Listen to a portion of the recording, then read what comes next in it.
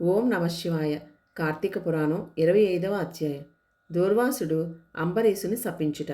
అంబరీష, పూర్వజన్మలో కించిత్ పాశ విమోచన వల్ల నీకు అనర్థం వచ్చింది. నీ బుద్ధిచే దీర్ఘంగా ఆలోచించి నీకెటులు అనుకూలించినో అట్లనే చేయుము.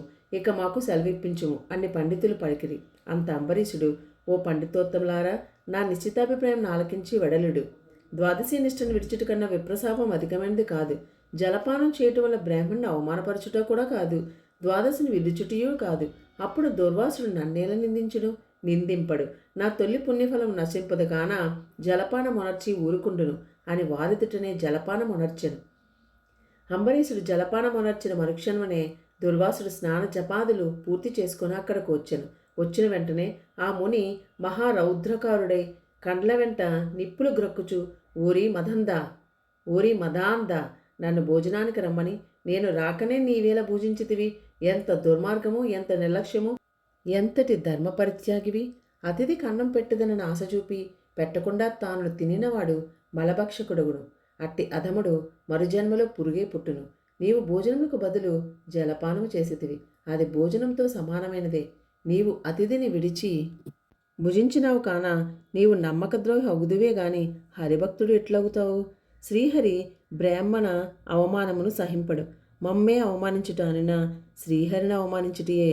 నీవంటి హరినిందాపరుడు మరి ఒకడు లేడు. నీవు మహాభక్తుడు, అతి గర్వం కలవాడువై ఉన్నావు. ఆ గర్వంతోనే నీవు నన్ను భోజనమునకు ఆహ్వానించి అవమానపరిచి నిర్లక్ష్యముగా జలపానం అనర్చితివి. అంబరీష, నీవెట్లు పవిత్ర రాజకుటుంబంలో పుట్టినావురా? నీ వంశము కళంకము కాలేదా అని కోపంతో నోటుకొచ్చినట్లు తిట్టాను. అంబరీషుడు ముని కోపమునకు గడగడా వణుకుచు ముకులిత హస్తములతో, మహానుభావ, నేను ధర్మహీనుడను. నా అజ్ఞానం చే నేను ఈ కార్యము చేసి నన్ను రక్షింపుడు. బ్రాహ్మణులకు శాంతియే ప్రధానము.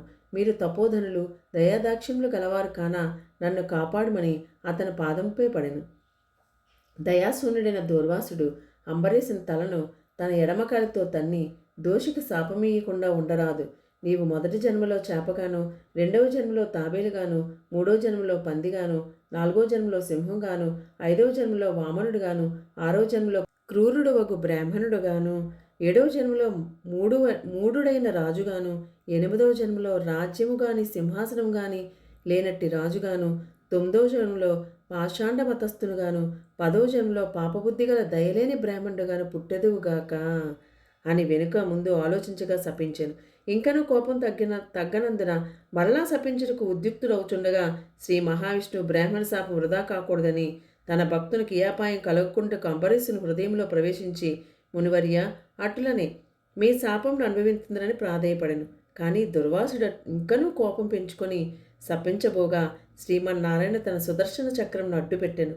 ఆ సుదర్శనము కోటి సూర్య ప్రభలతో అగ్నిజ్వాలలు గ్రక్కుచు దుర్వాసుని పై పడబోయాను.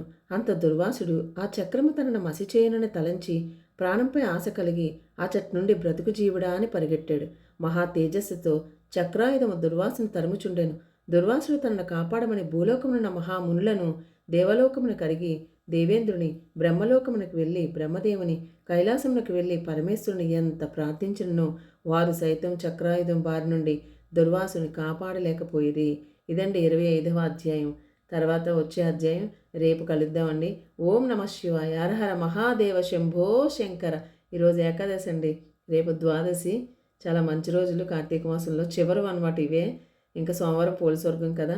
ఓం నమ శివాయ. హరహర మహాదేవ శంభో శంకర. హర